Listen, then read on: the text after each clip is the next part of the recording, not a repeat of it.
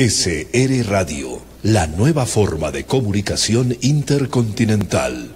www.srradio.com.es. Este es su noticiero, Prensa Radial.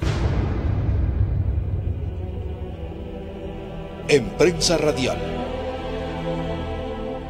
el análisis político del momento.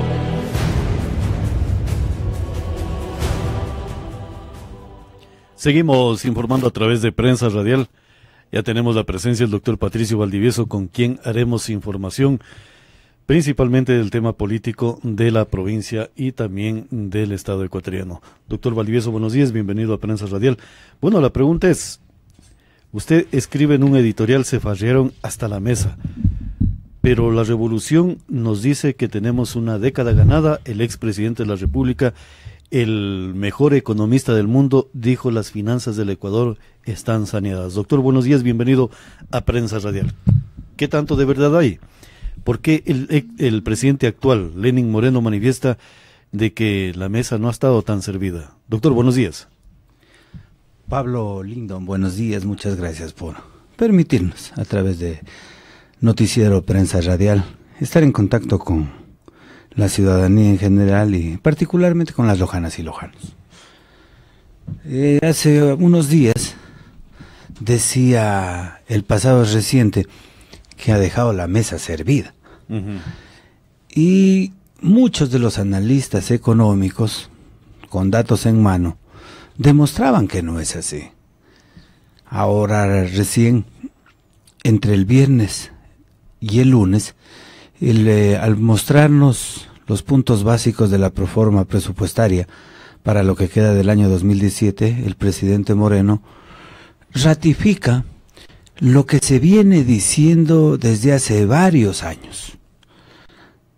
Esto se profundizó un poco en octubre del 2015, cuando el expresidente acepta un diálogo televisivo con economistas importantes, la gran mayoría de ellos, y uno de los trascendentales en este caso fue Eduardo Valencia, quien comenzó a desnudar los aspectos negativos de la economía ecuatoriana con datos verídicos. A esto se sumó las críticas de Alberto Dajic, también fundamentado, y sin duda el aporte de Pozo fue también determinante.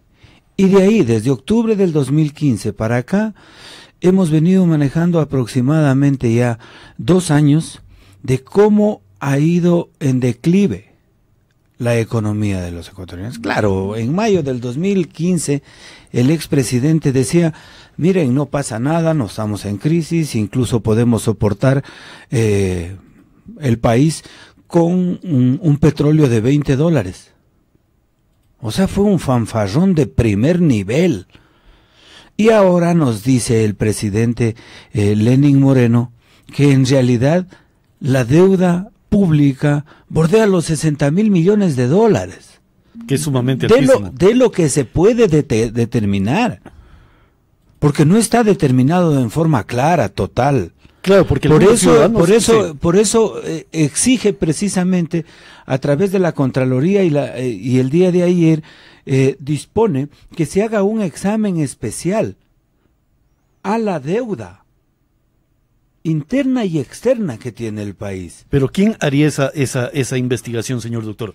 ¿Las instituciones del Estado? ¿O deberíamos exigir los ecuatorianos que se conforme una estructura? Eso le corresponde a la Contraloría. Sin embargo, se abre la posibilidad de que incluso se haga una veeduría ciudadana. Yo hoy en la mañana posteaba de que, a mi modo de entender, y creo que compartimos con muchos lojanos y lojanas, esta veeduría ciudadana debe estar conformada por las siguientes personas: Eduardo Valencia, ¿sí? Villavicencio, perfecto, que puede ser Alberto Dajic, les guste o no a muchas personas, incluso esto es discutible, ¿no? Otro que puede estar por manejar los temas petroleros también es el doctor Augusto Tandazo, Lojano, que siempre se ha manejado a nivel nacional en temas de consultorías petroleras y todas esas cuestiones, conoce muy bien el Pero tema. era un defensor acérrimo de lo que era la revolución y él justificaba, por ejemplo, las inversiones petroleras y también las negociaciones petroleras, señor doctor Patricio Valdivieso. No, en términos generales, no sé, al menos no lo he visto defender esa posición, no. Sí, alguna vez lo vi como crítico, pero más allá de su posición, son nombres que podrían discutirse. Por ejemplo, no dudo de que ahí también pueda estar el ex candidato Pozo, que también fue ministro de Economía. Puede estar Montúfar, sí, que ha hecho un trabajo político de seguimiento a todos los atracos económicos que ha habido en la revolución disque ciudadana de la década perdida, de la década pasada. Y con la finalidad de que los ecuatorianos tengamos la certeza de que este examen especial o esta auditoría que se haga sea totalmente transparente. Porque los ecuatorianos tenemos que saber, en realidad, cuánto debemos. Porque, a ver, el presidente Lenín Moreno dice, miren, tenemos que arrimar todos el hombro. Sí, está bien. Para que el Estado no desaparezca. A ver, podemos arrimar el hombro, pero siempre que nuestras autoridades, las actuales, demuestren que van a manejar las cosas con transparencia. Porque no es justo, ¿no es cierto?, que se hayan farreado tantos recursos. Quitemos, hagamos a un lado lo de las obras que sí hay, pero estamos hablando de los excedentes, de los sobreprecios, de las coimas, de los sobornos. Todo eso se farrearon de plata del mismo presupuesto. Claro, pero doctor, el cartel propagandista de la revolución y del gobierno del economista Correa fue las carreteras, las escuelas del milenio, los hospitales, que la educación cambió, que un montón de variedad de eslogans que prácticamente eran carteles propagandistas. Entonces, doctor, más allá de determinar la real deuda del Ecuador, tanto interna como externa, que se habla que son 60.000 millones de dólares, también debemos determinar si esos 60.000 millones, ¿dónde están? ¿Están invertidos en el Estado ecuatoriano en lo que eran las prebendas y beneficios para el pueblo, o es que están en bolsillos netamente particulares de determinados ciudadanos ecuatorianos, doctor? Los sobreprecios no están en obras. Los sobreprecios están en los bolsillos de toda esa banda que nos gobernó durante 10 años. Y no todos. Sí, porque hay algunos que fueron utilizados simplemente como tontos útiles. No estamos hablando. Hay gente que lo hizo de buena manera, incluso. Pero los que atracaron el país son una banda. Pero el desconocimiento una no exime, banda señor doctor. De algunos. Sí, pero hay que ir por los peces gordos. Claro que sí, señor doctor. A ver, no vamos a cometer, Pablo y Lindo y amigos que nos ven y escuchan, no vamos a cometer el error de seguir metiendo preso a los conserjes cuando los dignatarios son los que en realidad fungían como autoridades, pero eran atracadores. A ver, o sea, ir por la información de los porteros para llegar a los peces gordos. Pablo, ¿qué nos está sucediendo? Está Mosquera preso, está Bravo preso, pero a ellos, ¿qué les han hecho? Les han hecho el favor de juzgarlos por delitos menores, por cohecho, sí, por concusión, con la finalidad de aplicarles el procedimiento abreviado, darles 3, 4 años de prisión como sanción en este procedimiento y que paguen 1 año y medio, 2 años y que salgan a disfrutar la parte que les tocó. O sea, los millones de dólares. Pero no los denuncian a los verdaderos atracadores, a los que se llevaron más porcentaje. Por lo tanto, aquí hay que entender, todos estos atracos se hicieron con plata nuestra, con plata de los ecuatorianos. Es parte, esas coimas, esos sobornos, no es que los de Odebrecht, no es que Topic, no sé qué, les dio de buena gente. No. Es plata que formaba parte de los sobreprecios. Por lo tanto, allá hay que ir. Y no las veo a las asambleístas reaccionar en ese sentido. Ya. Tendrían que empaparse del tema. No los veo a los asambleístas que hagan una verdadera fiscalización, más allá de que, por ejemplo, he visto que recién el ingeniero Raúl Auquilla presenta un proyecto de reforma al COIBI sobre el testaferrismo. Por ahí hay alguna salida precisamente para lo que se puede hacer. ¿Por qué? Porque hay que determinar el delito mayor que se cometió en cada uno de esos casos, que es el peculado, del cual no deben salvarse los atracadores mayores, los jefes de la banda, los cachiporreros de la banda. Claro, los responsables directos Los del tema. Los responsables, ellos son los que estuvieron designados. A ver, Pablo, hagamos un ejercicio rápido, solo para entender. ¿Nosotros lo elegimos a Bravo? No. ¿Nosotros lo elegimos a Mosquera? No. ¿Nosotros lo elegimos al primo Delgado? No. A Capaya tampoco.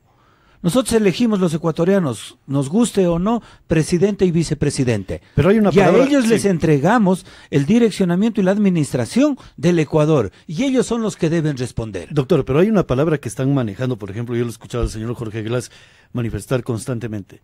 Sí, soy responsable político. Únicamente lo dejan como responsable político por haber políticamente designado a un funcionario. Pero yo recuerdo que ellos juramentaron hacer respetar la Constitución y todas las leyes de la República. Caso contrario, serán sancionados por las mismas. Eso implica que si son responsables políticos, son también responsables económicos, son responsables administrativos de las cosas que deje de hacer un funcionario que lo nominaron ellos. Entonces, ¿por qué esta direccionalidad política que están manejando en los actuales momentos? ¿Responsable político? No, son responsables políticos y también jurídicos, señor doctor. A ver, el presidente de la República el día lunes pidió a la Fiscalía, a la Justicia, que hagan su trabajo. Y en definitiva les dijo, si no quieren trabajar, se van. Claro. A ver, la Fiscalía comienza a hacer investigaciones, a tal punto que estamos casi seguros que en este mes cae Glass. Así de... Sí. Así de real. Al parecer, porque las cosas que se dieron desde el día viernes hasta el día de ayer son súper determinantes. Solo hágame acuerdo para topar esa parte si es que es necesario. Ningún problema, señor doctor. Pero, históricamente, hay que ver qué papel tienen RC y JG.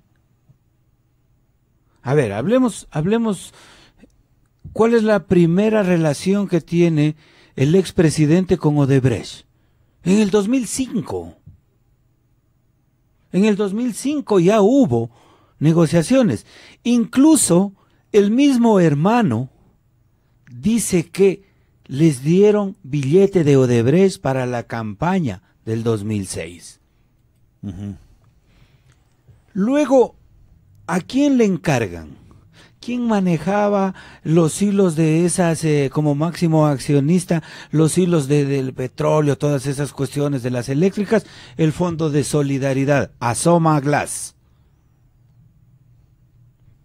Tan prodigioso, más allá de que se decía que hizo la tesis copiando en el Rincón del Vago y todo eso, pero era un tipo tan prodigioso que hasta el día de hoy, o hasta el 24 de mayo, estuvo vinculado con todos esos sectores.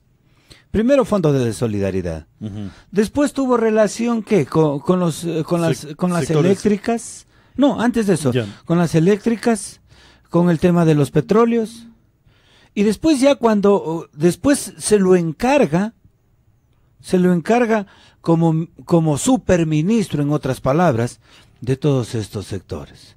Pero la cosa no queda ahí, porque cuando ya llega a ser vicepresidente, a él se lo encargan los sectores estratégicos, hasta que se fue el pasado reciente. Pero la pregunta sería, ¿tan poderoso era el señor Jorge Glass que se designó y llegó a esos temas tan puntuales y de la riqueza del Estado ecuatoriano, que son los recursos naturales, o es que había otra mano superior también que lo estaba ubicando en ese sector? Ahí vamos. Era tan poderoso o era tan necesario en esos sectores que incluso sin ningún tipo de popularidad electoral se lo puso como vicepresidente. Cuando el expresidente fue candidato y lo puso como vicepresidente a Glass, él prácticamente no existía. No tenía ningún arrastre político, pero no, fue. Ahora lo quisieron meter de candidato a la presidencia, pero como se dieron cuenta que hay una debacle política que iba a conducir a una debacle electoral, porque estaba correlacionado con una debacle económica, dijeron no, mejor arriesguémonos y vamos, doctor, por Moreno. Pero siempre y cuando él vaya ahí. Y le impusieron a Lenín Moreno, el binomio vicepresidente. Le impusieron. O el juego del tablero de ajedrez era esa la ficha que tenía que ponerse. Seguramente los financistas obligaban a que él siga manejando esos sectores. Por eso es una gran responsabilidad en este momento del presidente Moreno limpiarse en sano. Con todas estas barbaridades que salieron incluso ayer, porque ya esos audios pienso que se filtraron, incluso desde gente del mismo gobierno. Claro, y el presidente dice... Él tiene la obligación moral de limpiar su gobierno pidiéndole la renuncia. Una cosa es la lealtad y otra cosa es tapar lo que sería corrupción, señor doctor. Oiga, hablar de lealtad a estas alturas, cuando se están ahogando todos aquellos de la, entre comillas, revolución ciudadana. ¿Qué lealtad puede pedirle si la lealtad tiene que ser con el pueblo, con la gente, con el Estado ecuatoriano? Doctor, pero ¿qué pasa con el conductor del Ecuador o del Estado ecuatoriano durante los últimos 10 años? Él manifestó que las cuentas fiscales del Ecuador están prácticamente saneadas, no hay ningún problema, no hay novedad. Dijo que estamos en el paraíso, que somos una potencia económica, que somos el sueño ecuatoriano en el contexto mundial, y resulta que ha habido la desinformación por parte del expresidente de la República. Entonces, ¿cuál sería el tema jurídico que podría activarse por haberle mentido no solamente al pueblo ecuatoriano, sino haber mentido en lo que es la organización del Estado ecuatoriano, señor doctor? A ver, es tan falácico que nos dejó un paraíso para que vivamos solo los ecuatorianos. Y él se fue a vivir en el reino de Bélgica. No estoy diciendo por reinas. No, el reino. No, es reino. Bélgica es un reino. La Bélgica se maneja a través de un reino. ¿Sí? Y hay incluso una forma de constitucionalismo, de monarquía constitucional. ¿Ya? Claro. O sea, dejó el paraíso donde hay democracia para irse a vivir en un reino. Con toda su familia. Él sabe muy bien que ahí es la única forma de protegerse, porque tiene doble nacionalidad y sería súper difícil extraditarlo. O sea, habría que ver mecanismos internacionales que se están configurando, señor doctor. Tonto no es. No. O sea, allá también se prohíbe la extradición de nacionales y él tiene la nacionalidad belga. Claro, el cuento de Muisne no era estudiado, pero no era tonto tampoco. Sí. Regresemos al tema de acá, verá. Entonces, una economía triturada, un ambiente político desmadejado. ¿Por qué? Porque la revolución ciudadana era el expresidente. Porque hicieron crecer un movimiento netamente personalista. Él abarcó todo. Y cuando decíamos en el artículo de hoy que la mesa, de la cual decían que es la mesa servida, ¿no? Y decíamos de que se llevaron incluso a la mesa, fueron tan tácticos. Y yo no voy a desmerecer, yo no quiero desmerecer la inteligencia de los ecuatorianos, pero eso vino desde afuera. Porque esa misma práctica la utilizaron en Brasil, en Venezuela, en Uruguay, en Bolivia, en Argentina, más moderadamente en Uruguay y en Chile. En Paraguay allí funcionan también unas sociedades un poco, secretas sí, muy profundas. Son un poco más pragmáticos en cuanto tiene que ver al aspecto ideológico y doctrinario, porque sí se manejan dentro de postulados de izquierda. Acá usurparon los postulados de izquierda, los robaron solo para manejar bien la verborrea. Comenzaron a convencer a un poco de gente con dádivas e incrementaron el imperio. Y para eso tenían un gran capataz que tenía una verborrea magistral. Vendían, se adueñaron de los medios de comunicación. Esto es un plan mundial, Pablo. Se adueñaron o ocuparon de los la medios gran de comunicación. mayoría de los medios de comunicación, a través de algunas fases. En primer lugar, los canales incautados los hicieron como propios. No fueron canales estatales, fueron canales del gobierno. Lo mismo que sucede en Loja, no es un canal municipal, es un canal del alcalde. Claro, señor doctor, claro, fue una ocupación táctica y bien estratégica de los medios de comunicación. Y a los que pensaban diferente o eran críticos, les crearon una norma dentro de la Ley Orgánica de Comunicación Social, incluso en contra de tratados internacionales como es la Carta Interamericana de los Derechos Humanos, que es la carta conocida también como Carta de San José de Costa Rica, en la que prohíbe que el Estado pueda crear entes administrativos para juzgar la libertad de expresión, la libertad de opinión, la libertad de pensamiento. Claro, bajo ese principio de los derechos que tiene el ciudadano de tener información contextualizada, verificada, contrastada, hay un montón de legajos no jurídicos constitucionales, sino simplemente ideológicos.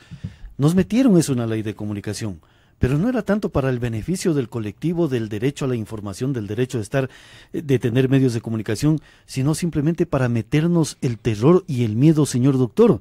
Y el pueblo ecuatoriano aceptó prácticamente sin haber generado una opinión sobre el tema ley de comunicación, señor doctor. Y si usted se da cuenta en eso, lo hicieron súper suavito. Que ahí sí es culpa nuestra. Culpa de ustedes, los periodistas, excepto aquellos que sí determinaron en su tiempo. No, señor doctor, peor la de Lindon. No, está porque bien. Fuimos los principales críticos y batalladores en la provincia de Loja de la ley de comunicación. Y nos consta, y usted sabe, nos consta. No personalizamos el tema, sino vamos a la parte general, porque cada uno tiene que hacer su autoexamen de conciencia en el nivel que está. Ustedes duermen tranquilos, yo duermo tranquilo. Porque en su tiempo, cuando tuvimos que enfrentarlo, lo enfrentamos, sin ningún temor, con respeto siempre. Pero ¿qué es lo que hicieron? Dejaron en la Constitución un poco la posibilidad de ir regulando esto. Como nadie reaccionó en la forma y en la densidad que debía reaccionar, cogieron e hicieron en la consulta, metieron otras cuestiones, como todavía tenían popularidad, le hicieron decir a la gente que sí, que estaban de acuerdo que el tema de la comunicación se ha transformado en un servicio público. Pero antes de eso ya cogieron y metieron en la ley un poco de trampas para perseguir a los medios de comunicación. Claro que sí. Luego en la ley dejaron otra trampa. En una de las disposiciones transitorias decían que se abre la posibilidad de que los gobernantes que dicten el reglamento para ese bendito concurso de frecuencias. Y luego en el reglamento del concurso de frecuencias comenzaron a tener ciertas muletillas con la finalidad de sancionar a los medios de comunicación. Esa ley de manera retroactiva, esos reglamentos de manera ilegal fueron aplicados, por ejemplo, para cerrar Ecotel. O sea, estamos hablando de que la violencia del Estado contra el Estado y el pueblo estaba en las leyes y está en las leyes del Ecuador. Ahí están todas las trampas. Desde la Constitución más allá de las Montecristi. Trampas, la violencia. Sí. Y todo eso tienen que pagar. Y no es que queremos como oposición llamar a hacer una apología de la venganza. No. Y no estamos diciendo métanlos a todos presos. No, a los responsables. No, sino que hay que encauzar el Estado, la República. Hay que desenmascararlos para que la gente entienda que el Ecuador imperiosamente necesita retomar las funciones de un Estado. Ahora, la pregunta, señor doctor, es: ¿cómo podemos resarcir estos temas de Estado, de República, con una asamblea que también está observada por los temas de corrupción, señor doctor? Hay pasos que hay que seguir. Hay pasos que hay Nueva que seguir. asamblea, Es, muerte sí, cruzada. Sí, pero esa va a ser la final. Sí, yo pienso que esa va a ser la final. Porque seguimos sosteniendo que más allá de que el presidente Moreno esté haciendo aceptablemente las cosas en estos primeros 2 meses, esta constitución en manos de delincuentes es un peligro. Ya se demostró y no va a cambiar si eso pasa a manos de otros delincuentes o de los mismos que regresen. Entonces, hay que institucionalizarlo al país. Porque en este momento la institucionalidad como tal está desmoronada. Claro. Pero No hay certeza de que el Estado nos proteja a los ciudadanos, porque las leyes están hechas para que el poder del Estado proteja a los autoritarios. doctor, pero para institucionalizarlo al Estado significa ir a los orígenes del tema jurídico y del tema constitucional. La única vía para todo esto es una constituyente, pero en este momento todavía no hay... No es el tiempo. Todavía no hay las... no sé si las etapas, pero todavía no hay las condiciones, Ya. ¿sí? Para que la gente se involucre y sienta la necesidad de edificar, de reconstruir su Estado, sí, en base a estos parámetros. Porque nos vendieron un imaginario, bueno, la mayoría, nosotros no caímos en la trampa, nos vendieron un imaginario que era la mejor panacea del mundo. Ya. Nos mostraron una parte dogmática excepcionalmente buena. Derechos, deberes, obligaciones, garantías, libertades.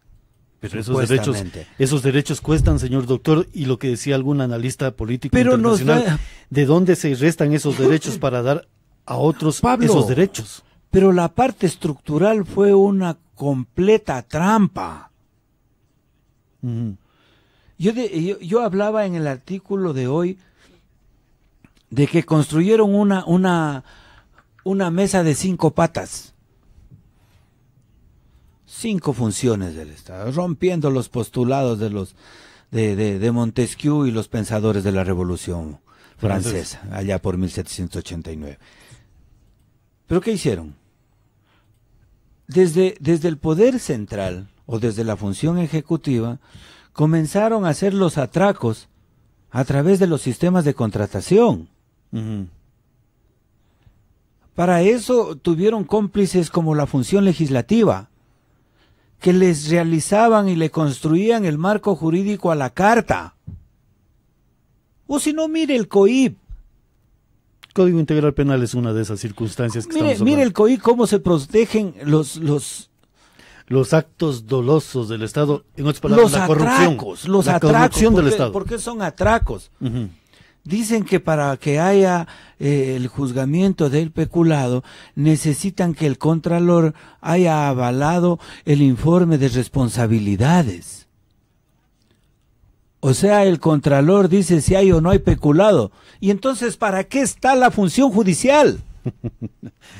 O sea, los elementos jurídicos informativos de investigación únicamente están en la voluntad de un ser humano. Verá los sátrapas que son. Verá, solo para que la gente...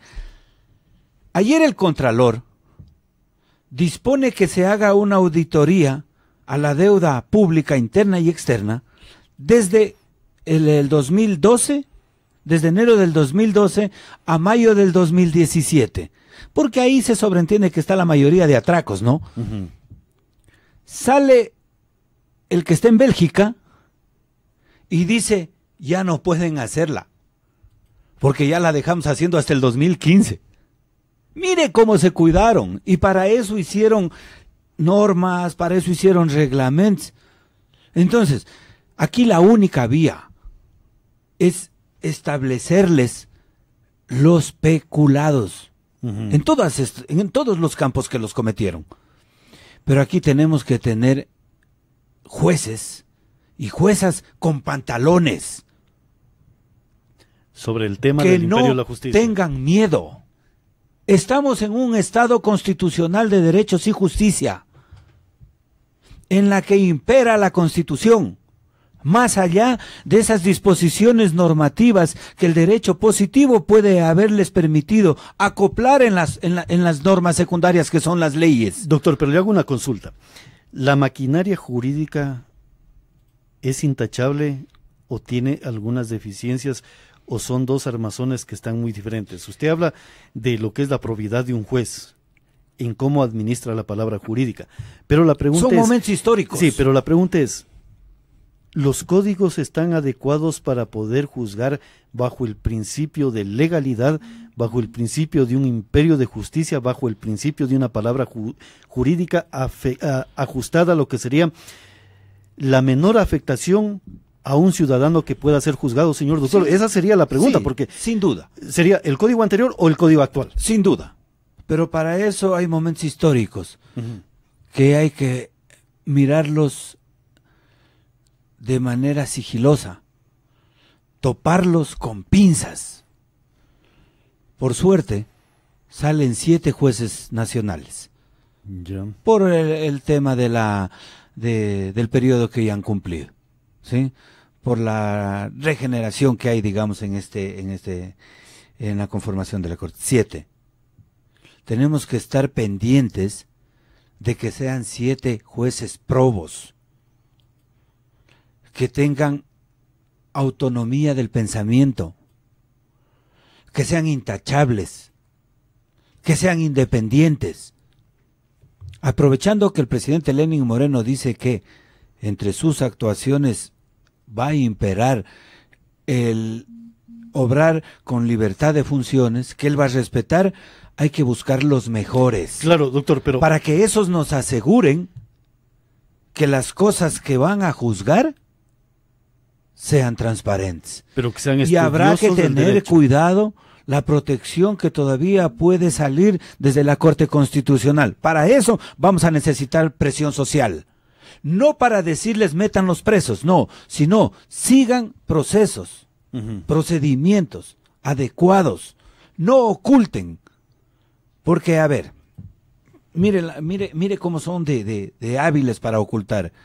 A un pobre sargento lo presionaron para que a JG lo saque del audio en el que era materia del peritaje.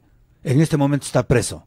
Esto ojalá le sirva al resto, a jueces, a fiscales, a investigadores, a peritos, a traductores, a que no pueden cometer la torpeza, por más que les paguen o por más que les rueguen o por más que los conminen a protegerlos a los delincuentes que se están investigando, no cometan torpezas. Exacto. Hagan su trabajo, háganlo en nombre del Estado, de manera adecuada, porque todos estos pillos tienen que caer. Por eso yo le manifiesto, doctor, o sea, el tema de los jueces tiene que ser muy estudiosos del derecho para poder determinar dónde están las leyes de autorización y dónde están las leyes fundamentales que permitan a lo mejor algún momento en un estadio ya de tranquilidad del Estado ecuatoriano poder investigar y juzgar, por ejemplo, el tema de los hechos del 30 de septiembre que no fueron y no quedaron muy claros. Una cosa es la propaganda ideológica que intenta introducir esos textos en la parte histórica de un Estado, señor doctor. Hay que ir a una depuración de la función judicial. Todos aquellos que fallaron